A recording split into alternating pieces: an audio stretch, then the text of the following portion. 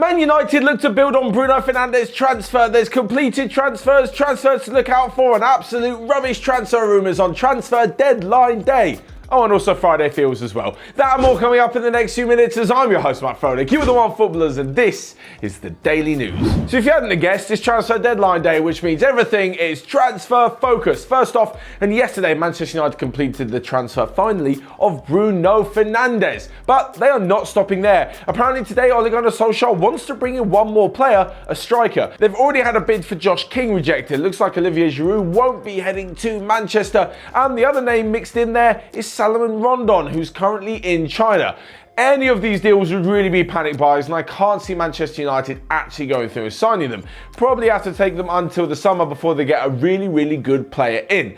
As for the moment though, I think they'll be pretty fine. They've got some good attacking options, and that's never been the biggest worry for them. The one downside to Bruno Fernandes' transfer, well, not really his transfer, but the weekend, is that Manchester United fans have staged a protest against the owners and against Ed Woodward. This will obviously come during the Wolves game in what will probably be Bruno Fernandes' debut. Feel quite sorry for him that he's going to be playing in front of a half-empty crowd it's a big if the walkout does go ahead. Clubs always talk about this, and it's always a few people that leave and the rest of them are like, nah, I'm here for a football match, I'll probably just stay. But next up, let's talk about the ones that were completed yesterday. Sander Berge moved to Sheffield United for a club record £22 million.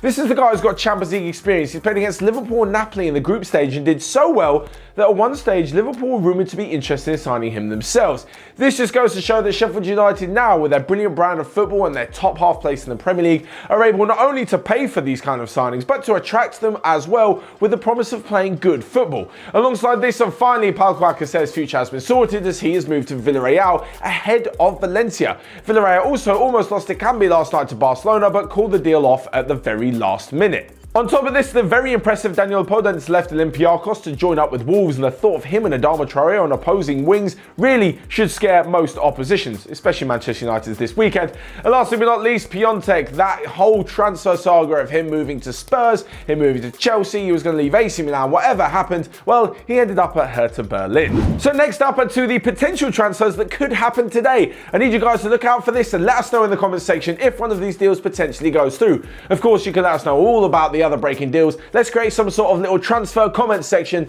down below. First off, Yannick Carrasco wants to leave China and head back to Europe, potentially with Atletico Madrid, which could see Thomas Lemar's future thrown into further doubt. Lazio and Spurs are potential destinations for Olivier Giroud. Wigan have agreed a deal with AC Milan to let Anthony Robertson join them for around £10 million. West Ham have reportedly won the race with Jared Bowen ahead of Crystal Palace and Newcastle. Arsenal on the verge of bringing Cedric Suarez from Southampton on a 6-month loan deal. Emre Can is closing in on a move to the Bundesliga with Dortmund. Matheus Cunha is following Krzysztof Piątek into Hertha Berlin. Tottenham are willing to allow Kenya midfielder Victor Wanyama to leave, but only for around £8 million. Celtic are interested in him, and it's rumoured that Matthias Vecino from Inter Milan could be heading to Everton to join up with Carlo Ancelotti for around £18 million. And next up, we come to the rubbish transfer rumour section. This is just deals that I can't see happening. First off, Gareth Bale returning to Spurs. My God, if this one's happened, it really will be a day in the history books. Can't see it happening. We all know he's on about 600k a week, and even if Real are willing to let him leave for next to nothing, Spurs aren't going to pay those kind of wages. That is a rubbish rumour. Sticking with Spurs though, so is the one for Pierre-Emile Højbjerg. Apparently yesterday Spurs were interested in the Southampton captain, but being captain, he's obviously very key to the rest of their season. It's unlikely that Ralph Hasenhüttl and the club are going to want to let him go. That one is probably one to look out for in the summer.